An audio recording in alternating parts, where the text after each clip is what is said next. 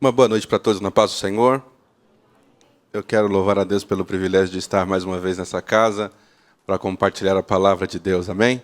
E poder ver cada um de vocês, rever alguns, é um privilégio. Nós celebramos a Deus pelo cuidado, por nos trazer em paz lá de Itapira para cá, por poder ter a minha família comigo. Quando eu estive aqui pregando a última vez, a Lorena estava na barriga. Agora ela entrou aqui andando. É legal ver o avanço e o crescimento. Você pode se assentar, por favor. Mais uma vez, obrigado pelo convite. Eu quero deixar aqui minha gratidão a Deus pela liderança dessa igreja, pelo pastor Flausilino, que é um amigo, e sua família. E antes de ir para a palavra de Deus, eu só gostaria de dizer para você que da última vez que eu vim para cá, nós temos alguns livros novos na editora, e eu gostaria só de compartilhar com você os temas deles: o Reino de Deus, de volta à vida abundante, um livro extraordinário sobre o reino, o assunto que Jesus mais pregava e hoje é tão pouco difundido. E tem um livro chamado Sublimidade, saiu do forno agora, de um pastor da Assembleia de Deus de São Luís do Maranhão, psicólogo. Ele escreveu um livro chamado Sublimidade, o encontro de um homem e uma mulher, e aí a provocação: por que mulher foi feita para ficar em casa? Só lendo para descobrir, não é? Minha confissão, prostrado ao pé da cruz, pastor Chris Buescher, foi abusado na infância, na igreja, teve a vida virada de ponta cabeça até que Deus o restaurou das drogas, coisa e tal. E o tema #fé, a gente, todo mundo aí com hashtag na cabeça, Facebook, Twitter e tudo mais. E o mesmo pastor Chris Buescher escreveu esse livro sobre um evangelho poderoso nas mãos de uma geração distraída. Caso você tenha o interesse de apoiar nosso ministério através desses livros, eu ficaria agradecido. Mas vamos à palavra de Deus em Jeremias, por favor. Jeremias, capítulo 18. Eu estou certo que muitos de nós temos registrado na cabeça os primeiros versículos de Jeremias 18. E certamente você já ouviu pregações nesse texto, nesse tema. E eu quero, a partir do que Deus colocou no meu coração, compartilhar com você sobre o tema moldabilidade, ou a disposição para ser moldável ou flexível. Antes da gente ler, vou fazer uma perguntinha básica para você. Tem alguém aí que você conhece? Não precisa ser a pessoa que você vê no espelho todo dia, que você chamaria de cabeça dura? Alguém que você sabe que repetidas vezes faz a mesma coisa, cai nas mesmas armadilhas e se levanta para fazer tudo de novo? Não vale a pessoa do espelho. Você conhece alguém? Conhece ou não conhece? Então nós vamos falar hoje sobre flexibilidade e o que Deus espera de nós e o que Deus faz na nossa vida para nos ensinar. Jeremias 18. A palavra do Senhor que veio a Jeremias dizendo: levanta-te, desce à casa do oleiro, e lá te farei ouvir as minhas palavras. E desci à casa do oleiro e vi que ele estava fazendo a sua obra sobre as rodas. Paremos por aqui. Levanta-te, desce à casa do oleiro, e lá eu vou falar com você. Não é da gente se admirar que Deus esteja falando com Jeremias, já abrindo sua boca, fazendo com que Jeremias ouça sua voz, mas Jeremias não está no lugar que Deus gostaria que ele estivesse para ouvir o que ele tinha para dizer. Em outras palavras, ouvir a voz de Deus nem sempre quer dizer que estamos na plenitude da vontade dele, porque ele quer que a palavra que ele fala ao nosso coração nos mova para o lugar onde ele quer que estejamos. Então eu, com frequência, ouço a palavra de Deus na igreja. Você ouve a palavra de Deus na igreja? Quando nós lemos a palavra de Deus, nós abrimos a Bíblia, nós entendemos um pouco mais da palavra de Deus. E se você quiser passar a madrugada assistindo alguém pregando a palavra de Deus, você vai ao YouTube e você encontra grandes pregadores, alguns com muitas visualizações, outras com menos, mas Deus fala através deles. Você pode comprar um CD de alguém usado por Deus que cante a palavra de Deus e você mais uma vez vai ouvir Deus falar. Só que nem sempre o ouvir a voz e a palavra de Deus no contexto do que Ele quer fazer na nossa vida se limita ao como nós ouvimos a palavra e ao lugar. Porque especialmente o ambiente de igreja, o ambiente da igreja que frequentamos, ele geralmente nos faz conectá-lo à palavra de Deus. Então, eu vou à igreja para quê? Eu vou adorar a Deus e eu vou ouvir a voz de Deus. Deus vai falar comigo. Só que de vez em quando nós esquecemos que Deus é um Deus que fala e não fala só na igreja. Deus fala na igreja e fala onde mais Ele quiser falar. Mas, infelizmente, alguns de nós nos tornamos seletivos quanto ao lugar onde Deus deve falar conosco. Então, por mais que ouçamos a palavra pela internet, por mais que ouçamos canções, por mais que leiamos a Bíblia, muitas vezes nós não estamos dispostos a ouvir o Deus que nós ouvimos na igreja falar fora da igreja. E o contexto aqui é Jeremias, eu não sei onde ele estava, se sentado, deitado na casa dele, num palácio. Jeremias ouve a voz de Deus e Deus fala, levanta que eu quero falar com você e não quero que você vá para o templo. E eu gostaria que você entendesse o que Deus está falando com você nesta noite com um sorriso no rosto. É possível? Dá para cavar um sorriso no rosto aqui? Não. Até o final da mensagem, vai que vai, né? Jeremias, ele é convidado ou ordenado por Deus para ouvir a palavra de um Deus que já estava falando, mas que Deus ia falar num lugar que não era costumeiro. Não era a igreja, não era o templo, era numa oficina, onde o oleiro trabalhava com a sua roda. E fazia algo que estava no seu coração, fazia algo que ele tinha como ideia, e ele trabalhava com barro. E ele fazia um vaso. A palavra vaso, ela é muito constante na palavra de Deus, mas das vezes que eu leio sobre o assunto, eu gosto quando Paulo escreve a Timóteo, no capítulo 2 da primeira carta, e ele diz que numa casa existem muitos vasos, vasos de pau, vasos de barro, uns para honra, outros para desonra. E lendo o que Paulo escreve para Timóteo, nós entendemos que um vaso ele não existe simplesmente para ser um vaso. Ele precisa cumprir um propósito, ele precisa cumprir o propósito de ser um container. Em outras palavras, ele tem que carregar algo dentro de si. E esse oleiro que está trabalhando em Jeremias, no capítulo 18, ele tem uma visão de vaso, ele tem uma ideia e um propósito para o vaso que ele está fazendo. E agora, eu vejo Jeremias 18 como uma repetição de Gênesis, capítulo 2. Porque a Bíblia diz que Deus também começou a trabalhar com barro. Lembra disso? A Bíblia diz que Deus criou o homem segundo a sua imagem e semelhança, mas Deus fez o homem a partir da terra, do pó da terra. Depois de ter formado o homem segundo a sua imagem e semelhança, ele soprou nas suas narinas o fôlego de vida. Então o versículo 4 diz que o vaso que ele fazia de barro quebrou-se na sua mão. Então tornou a fazer dele outro vaso, conforme o que pareceu bem aos seus olhos fazer. Então veio a mim a palavra do Senhor, dizendo... Veja bem, Jeremias está na oficina, ele está no ambiente de trabalho, e Deus disse, eu quero falar com você, mas eu vou falar com você onde eu quero falar com você.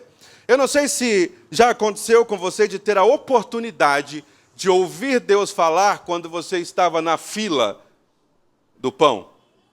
Ou se você já se permitiu ouvir a voz de Deus enquanto num leito de hospital. Não tem nada a ver, parece que Deus só fala na igreja. Não, Deus fala em outros lugares e Ele quer que nós o ouçamos em outros lugares. Às vezes parece que ir à igreja não é o suficiente, porque nós ouvimos algumas mensagens e a gente diz, eu já ouvi isso antes, Deus já falou isso antes, eu lembrava disso, mas eu não vejo comoção dentro de mim, não vejo vida em mim a partir do que eu estou ouvindo por já conhecer. Aí Deus fala, vai até a padaria, e quando você chega lá e pede 5 pãezinhos, o padeiro fala, não tem mais, você precisa esperar meia hora até que venha a próxima fornada. Aí você fala, mas Deus, você está querendo me ensinar alguma coisa? Haja paciência. Alguém já passou por isso? Seja no açougue, seja na padaria. E eu vou falar para você, essa mensagem, Deus me deu ela. Eu estava assistindo um documentário sobre serpentes na TV a cabo. E aí eu estava junto com outros 2 pastores e via um documentário sobre serpentes no deserto, coisa e tal, das mais diversas espécies.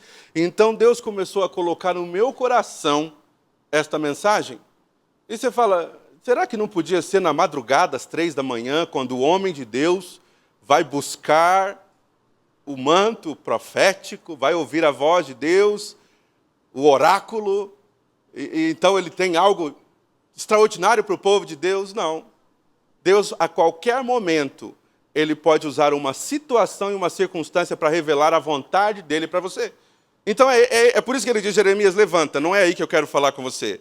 Eu quero que você vá para outro lugar. De vez em quando, Deus nos move de um lugar para outro, porque Ele precisa chamar a nossa atenção e Ele precisa falar conosco enquanto os nossos olhos observam algumas coisas. Eu não sei se alguém aqui já conseguiu ficar empolgado para adorar a Deus num ambiente bonito como a sua igreja, assistindo alguém que não tem chinelos para ir para a igreja, alguém que não tem um banco bonito na igreja, alguém que não tem o que comer, talvez na África, talvez na Índia, talvez em outro lugar. Você fala, como esse povo adora? Deus está falando com você. Quando pessoas numa situação, numa condição, seja física, financeira, talvez alguém preso em condições extremamente difíceis, dentro de uma cadeia talvez, e consegue encontrar a Jesus e adorar a Jesus, e de repente os livres não conseguem, aí Deus precisa começar a falar conosco a partir da imagem, a partir do que vemos. Então Jeremias está vendo um homem trabalhando um vaso que ele fazia de barro, que se quebrou nas suas mãos. E é por isso que eu digo para você que Gênesis é o que vem à minha mente ao ler Jeremias 18, porque Deus também começou a trabalhar com barro.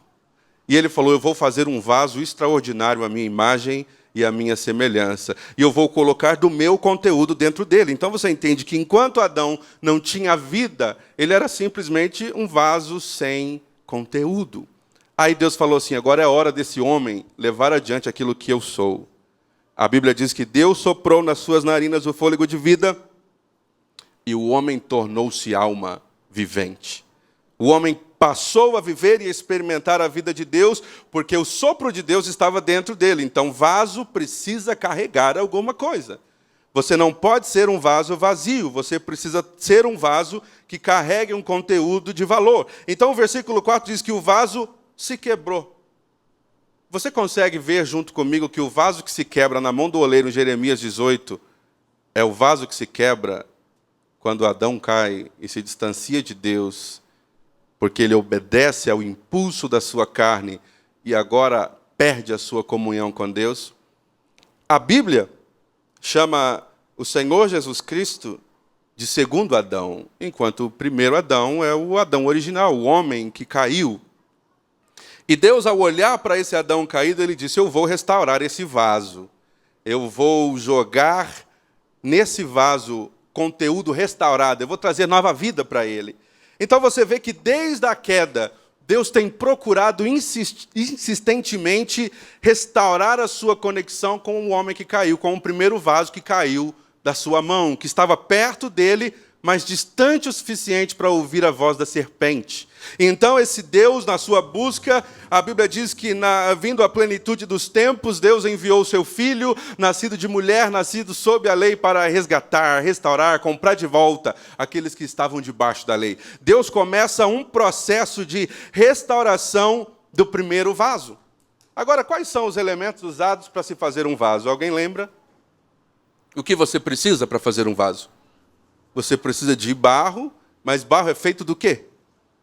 De terra e água, argila e água. Alguém aí já foi na praia e construiu um castelo na areia? Levou o seu... Olha lá, o irmãozinho ali já foi. O que é que nos dá a capacidade de ir à praia e construir um castelo? Você já tentou fazer com areia seca? Alguém já construiu um castelo com areia seca? O que falta? Água. Porque a água faz o quê?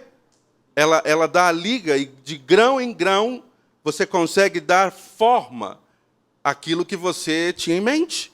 Então, da mesma forma, Deus, ao criar o homem, Ele o fez a partir da ideia, a partir da sua imagem, da sua semelhança, e, obviamente, Deus precisou de água. Ele fez o homem do pó da terra, e não é isso que Gênesis diz? Que o homem foi feito do pó da terra, mas não foi feito só de pó, ele foi feito de pó com água, barro, forma, liga. Só depois disso que Deus soprou nele o fôlego de vida. Então nós encontramos um oleiro fazendo a mesma coisa. Ele pegou a quantidade de terra que ele queria, ele a umedeceu, jogou a água que ele queria, e ele então começou a dar forma na roda para o vaso que ele queria fazer. Só que por alguma razão esse vaso caiu, e ele falou, eu preciso fazer um outro vaso. E olha aí, o versículo 4 diz que ele tornou a fazer daquele primeiro vaso um outro vaso, conforme pareceu bem aos seus olhos. Então, quem define forma é o oleiro, concorda? Ele determina o que ele vai fazer e como ele vai fazer. Então, a água dá para ele a moldabilidade necessária para que ele dê a forma para o vaso que ele tem em mente. Porque eu comecei falando sobre cabeça dura. Todas as vezes que nós assumimos uma forma e nós acreditamos essa ser a nossa única forma de existência, nós limitamos o poder de Deus de nos transformar no homem e na mulher que Ele sempre desejou que fôssemos. E talvez você já tenha ouvido falar sobre a síndrome da Gabriela. Eu nasci assim, cresci assim, vou morrer assim. Gabriela, a ideia é, Deus ele não quer que nós permaneçamos na condição do primeiro Adão. O primeiro Adão é o primeiro vaso que cai da sua mão e se quebra, mas a busca dele tem sido constante em restaurar o primeiro vaso. Então você vê que quando ele envia Jesus ao mundo para cumprir com a obra da redenção, ele não faz Jesus nascer de um material diferente, ele não usa Jesus a partir de um animal ou de um ser diferente, ele usa Jesus a partir da mesma natureza do primeiro vaso que caiu e quebrou. E é por isso que Jesus é chamado de segundo Adão, porque Deus não quis melhorar a matéria-prima para poder melhorar o futuro ou melhorar o cumprimento do seu propósito. Ele usou a mesma ferramenta, ele usou o mesmo material caído e corrompido para estabelecer uma nova natureza. Isso não é uma coisa maravilhosa? Que nós mesmos lidando com a nossa natureza caída, com os nossos pecados e limitações, o que vale é o que vem para dentro. O que vale é o conteúdo. E hoje eu estava assistindo um pregador chamado Jentezen Franklin, que eu gosto muito, mas por muito tempo eu não ouvia. E ele, em 3 minutos, falou uma coisa extraordinária. Ele fez o seguinte, ele deu o seguinte exemplo. Ele disse, imagina você, tarde da noite, na sua casa, com fome, não tinha janta, você liga para a pizzaria. E depois de meia hora ou 40 minutos, chega o cara que vai fazer a entrega, bate a sua porta, e quando você abre a porta, você sente o cheiro da pizza, mas ele está com a pizza na mão. A pizza está na mão dele, era uma pizza de mussarela, e você vê o queijo caindo, escorrendo pelo braço dele, a azeitona caída no chão, o cheiro está ótimo, você está com muita fome, mas ele trouxe a pizza na mão. Qual a pergunta que você vai fazer? Qual a pergunta que você faz? O que falta? Falta a caixa, não é? Pelo amor de Deus, o cara conseguiu vir e trazer uma pizza na mão para mim. Quantos comeriam uma pizza na mão do cara? Nenhum de nós. Onde está a caixa dessa pizza? Você não sabe de onde ele veio, você não sabe onde ele pôs essa mão, o que ele fez o dia inteiro, se ele precisou trocar o pneu da moto, né, enquanto segurava a pizza na outra mão. A questão é que nenhum de nós gostaríamos de comer essa pizza. Porque a gente esperava um pouco mais de higiene por parte da pizzaria, uma caixa. E eu não sei, o que vale mais, a caixa ou a pizza? Oi? A pizza, quanto será que vale uma caixa de pizza? R$1? 1,50, dependendo da quantidade que você manda fazer, 90 centavos? Você fala, não tem valor nenhum. Mas você não comeria pizza sem a caixa. O que é mais importante é a pizza. Mas se eu não quero a pizza sem a caixa, eu abro mão daquilo que tem mais valor. Então, ele propôs justamente isso. No meu relacionamento com Deus, adivinha quem eu sou? A pizza ou a caixa? O que você é? Se você é container, se você é vaso, você é a caixa, não vale nada. Mas Deus não se manifesta sem você para outro ser humano. Então é a mesma coisa, Paulo está dizendo para Timóteo, se você se purificar dessas coisas, você vai ser útil para o uso dele. O mesmo Paulo fala em outra carta as seguintes palavras: portanto, nós carregamos esse tesouro, você lembra do resto? Em vasos de barro, para que a excelência do poder seja de Deus e não de nós. Isso quer dizer, por mais que eu seja insignificante, por mais que os meus pecados pesem na minha consciência, é o que vem dentro de mim, é o sopro de Deus, é a presença de Deus em mim que faz toda a diferença. Mas eu preciso ter um cuidado muito grande, porque eu preciso ser moldável. Em outras palavras, enquanto eu estou na mão do Mestre, eu não posso me tornar um vaso duro. Eu não posso ficar rígido a ponto dele não poder fazer das minhas quedas um novo vaso.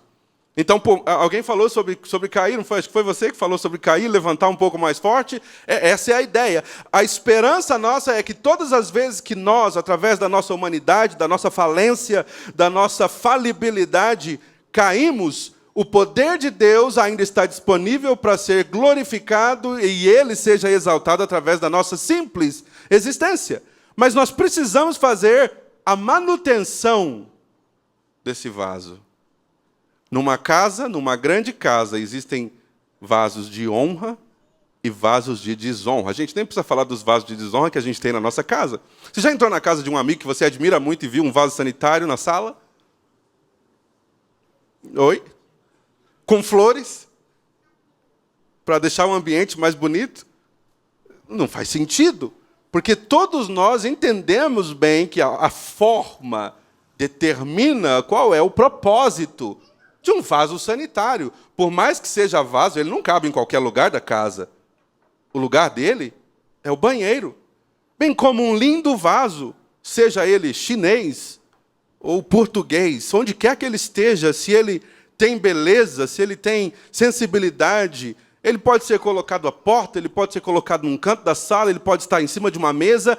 Você sabe que a ideia, o propósito dele é trazer beleza para o ambiente. Então, existem todos os tipos de vasos para diversos tipos de propósito. Qual é o seu propósito? O seu propósito é manifestar a excelência de Deus através da sua existência. É você declarar as grandezas e a virtude daquele que te chamou das trevas para a sua maravilhosa luz. Portanto, você tem que deixar de viver como um cabeça dura, alguém que prefere viver brigando com Deus do que dizer, sim, Senhor, faça em mim a tua vontade. Do que dizer, sim, Senhor, molda-me segundo a tua vontade, segundo o teu querer. Molda-me para o seu prazer. Lembre-se que um vaso não pode determinar para que ele existe, é o oleiro quem determina o propósito da sua existência. O versículo 4 está dizendo que o vaso quebrou na mão dele e ele tornou a fazer dele outro vaso, conforme o que pareceu bem aos seus olhos. Em outras palavras, você não tem que ficar dando palpites naquilo que Deus vai fazer na sua vida. Tudo que você precisa é ser flexível. Agora é difícil encontrar gente que queira ser moldável. Todo mundo quer entrar em forma, né? Especialmente que a gente está chegando no verão, todo mundo quer estar em forma. Todo mundo quer estar em forma física. Mas não dá o mínimo de atenção para estar em forma espiritualmente. Que forma é essa? A forma de Deus para mim. O desejo de Deus para mim. Carregar o quê? Tudo que é dele soprado dentro de mim com cuidado. Eu tenho certeza que se você for à minha casa e eu oferecer para você água num copo que eu bebi café há meia hora, você não vai beber. Mas veja bem, depois que todos os copos estão limpos na minha casa e eu te dou um copo limpo, você não pergunta o que beberam nele antes. Sabe do que eu estou falando? Consagração. Você lembra quando a gente ouvia tanto de consagração na igreja, que ficou marcado na nossa cabeça que consagração era uma reunião que as irmãs faziam num dia da semana e chegavam cedo e jejuavam. As irmãs estão em consagração. Mas sabe o que é consagração? É o copo que você lava para o seu uso e você não compartilha com outra pessoa. Consagração é você não misturar, tomar água no copo que você bebeu café ou Coca-Cola. Consagração é você estar indo trabalhar e ver um rapaz correndo na segunda, na terça, na quarta, na quinta, com chuva, com sol. E você fala, mas o que você está fazendo? Ele fala, estou me preparando para São Silvestre. Ele corre o ano inteiro para correr um dia. Isso se chama consagração. Se eu sou um vaso, eu tenho que ter extremo cuidado com o que eu deixo cair dentro de mim. Porque se eu sou nojento e não tomo água no copo que você tomou café, Deus ele não vai usar você se o diabo tem te usado constantemente. Ele vai precisar que você se submeta a um processo de limpeza, purificação para a vontade de Deus. Eu estou terminando, mas veja só. Lendo o texto, descubro que é impossível fazer um vaso somente de areia. Você precisa, para dar molde, de água. E aí eu descubro que em Gênesis, no capítulo 2, Deus cria o homem segundo a sua imagem e semelhança, a partir do quê? Do barro. E esse mesmo homem que é feito à imagem e semelhança de Deus, cai das mãos dele de alguma forma, e ele começa um processo de fazer um novo. Mas no capítulo 3 ele precisa deixar bem claro para todo mundo quem é ele. No capítulo 3 a Bíblia diz que Deus faz uma reunião, chama o homem, chama a mulher e chama a serpente. Ele diz para o homem, olha, a partir de agora você vai ter que trabalhar duro essa terra aí que eu te dei, espinhos, abrolhos, você vai suar para comer o pão. Ele diz para a mulher, eu vou aumentar sobremaneira a dor da sua concepção. E ele diz para a serpente, você lembra o que Deus disse para a serpente? Você vai rastejar por todos os dias da tua vida e pó comerás. Ops, mas eu esqueci de dizer algo que ele disse para o homem. Ele disse para o homem, tu és pó, e ao pó vai voltar. Agora, quem é pó? O Adão caído, não o segundo Adão. O primeiro Adão é o Adão que caiu das mãos dele e voltou à sua antiga forma. E a água, na sua representação do Espírito Santo, é a ausência da moldabilidade ou da capacidade de alguém ser flexível para a vontade de Deus. Então, sem o Espírito Santo, é impossível você ser flexível. É Ele quem convence o homem do pecado, da justiça e do juízo. Você passou 10 anos pensando que tudo que você fazia era certo. Você não achava que o que você fazia de pecado era pecado. Mas, de repente, o Espírito Santo vem, entra e fala, como eu estava fazendo tudo errado, não quero mais fazer isso. O que é isso, senão o poder da água do Espírito moldando você para a vontade de Deus? Então, veja bem, se eu preciso ser um vaso nas mãos de Deus, um segundo vaso, o segundo Adão, como Jesus, eu preciso entender que o meu relacionamento com o Espírito Santo tem que ser valorizado. De outra forma, eu serei Adão, na primeira forma, eu serei o primeiro Adão, que todas as vezes que chega perto do pecado, ele fica mais seco. E a serpente de perto, encontrando alimento. Por que eu disse isso? Porque o homem caído, o homem sem a restauração, sem a água, sem poder ser moldável nas mãos de Deus, ele não é outra coisa senão ração de serpente. Tu és pó e ao pó você vai voltar. E a serpente vai fazer o quê? Você vai rastejar todos os dias da sua vida e pó comerás. Mas veja bem, se você nessa noite decidir ser um vaso moldável, flexível nas mãos de Deus, porque você carrega o Espírito Santo, tem uma coisa que a serpente não consegue, que é comer alguém cheio do Espírito Santo. A serpente, ela pode, ela deve, e é papel dela, por causa do que saiu da boca de Deus, ela vai comer pó por toda a sua existência. E quem é pó? O homem caído, o homem pecador, o homem que ama o pecado, o homem seco e distante de Deus. Mas não é o nosso caso nessa noite. Eu quero crer que você tem desejado andar com o Espírito Santo. Eu quero crer que o segundo Adão tem manifestado na sua vida direção para que você seja de fato aquilo que Deus sempre desejou para você e que você vai ser impossível, você vai ser intragável para a serpente. O diabo não tem como destruir você, derrubar você, engolir você, porque você é cheio do Espírito Santo. Levante as suas mãos e diga, Senhor, obrigado pelo Espírito Santo, porque a minha mente já não está entenebrecida, eu não vivo mais segundo o primeiro Adão, o primeiro vaso, mas eu sou um vaso de barro tanto quanto o primeiro, mas a excelência do poder está dentro de mim, para que a glória seja toda dele e não minha. Então lembre-se disso, lembre-se da caixa de pizza. Você é algo extremamente importante, apesar de não ter muito valor. É o conteúdo que faz toda a diferença. Que o Senhor abençoe você e te guarde constantemente.